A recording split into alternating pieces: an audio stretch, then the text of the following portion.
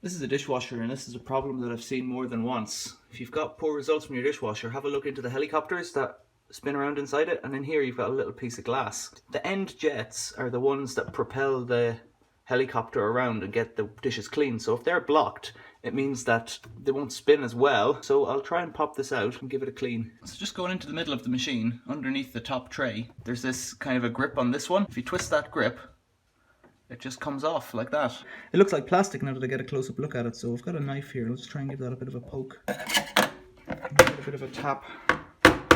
So I thought a skewer might get it, and if it was glass it probably would, but it was a piece of plastic that we can see in there. So what I've done is I've stuck in a piece of just regular household wire, and there it is with the tweezers. It's just a piece of tape or some kind of a wrapper or something like that, and that will have blocked that jet at the end, and that will stop it spinning as efficiently as it could. And so just by means of a demonstration,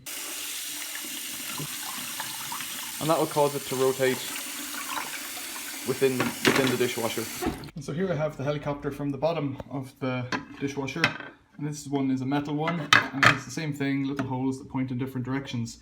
And this one I could just see the tiniest bit of yellow inside, and I kind of rattled it, and eventually this fell out, and it's just a little pip out of a lemon perhaps, or something like that. But that was blocking this one, and again, it won't be working as efficiently as it could be. So there you have it. Thanks for watching. That's how we clean the helicopter inside. If you like this video, please give us a like, thumbs up, and subscribe to my channel. See you later.